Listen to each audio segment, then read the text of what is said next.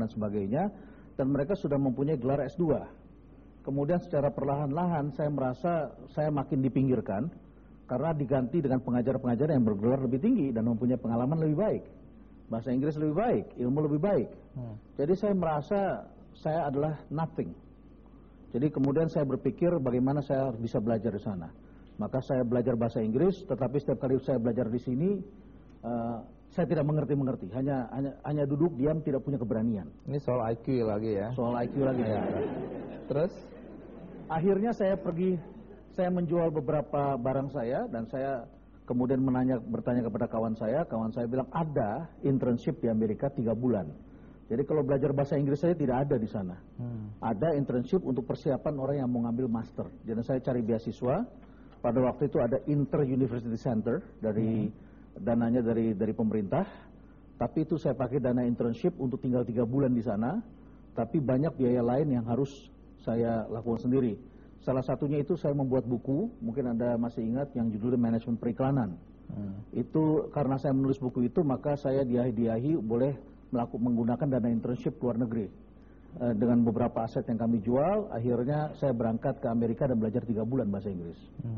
Tapi teman-teman saya semua ternyata di sana sudah punya sekolah. Jadi itu tempat itu memang untuk mempersiapkan diri orang yang mau masuk ke universitas. Jadi saya terpaksa dari situ harus pulang karena belum punya sekolah atau belum punya sponsor untuk masuk ke tahapan berikutnya.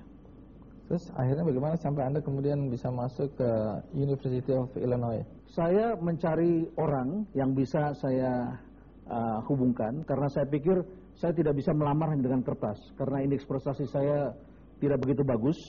Ini juga tentu ada ceritanya karena dulu nilai 6 itu paling tinggi di kelas, tetapi karena SKS dikonversi jadinya C. Jadi saya harus bercerita. Nah kemudian kebetulan sekolah itu yang tempat saya datangi itu adalah didirikan oleh asosiasi para pengajar di sekolah bisnis dan ekonomi. Nah ketika ada pimpinan atau admission director dari satu sekolah datang, saya selalu ngintip. Dan saya selalu bertanya siapa orang itu dan bolehkah saya bertemu. Nah kemudian saya datangi dan saya ceritakan mengenai diri saya. Dia minta TOEFL saya berapa, dia lihat nilai saya, ternyata waktu sekolah di sana nilai saya hampir semuanya A. Ternyata sekolah di Amerika itu sebetulnya jauh lebih gampang daripada di Indonesia. Itu real, itu benar itu. Ya. Nah kemudian setelah dia melihat begitu, dia tanya dosennya, dia bilang oke, saya bisa terima kamu. Jadi saya mungkin satu-satunya orang yang diterima hanya dilihat TOEFL dan nilai saya di sana. Mereka tidak melihat GMAT saya, tidak melihat GRE atau nilai lain. Dan saya bilang saya tidak bisa masuk tahun ini karena saya tidak punya uang. Kalau Anda bisa kirimkan saya satu surat bahwa saya diterima, saya akan gunakan surat itu untuk mencari sponsor, untuk mencari beasiswa. Dia keluarkan dan ketika saya kembali ke Indonesia, saya mencari sponsor. Dapat. Nasib Anda bagus terus ini. Ya. Oke. Jadi ringkasnya Anda kemudian berhasil dapat itu. Ya. Anda sempat pulang ya, terus kemudian sekolah lagi untuk bawa istri ke sana. Ya, jadi setelah beberapa bulan itu menjelang 1 tahun saya pulang, istri saya nyusul ke sana. Bagaimana cara Anda bisa bertahan hidup dengan satu biaya kuliah, biaya hidup dan istri? Bagaimana caranya? Hari pertama istri saya datang, saya sudah langsung maksa dia harus bisa setir mobil. Jadi di Jakarta dia sudah punya SIM, sudah bisa setir mobil. Di sana harga mobil murah.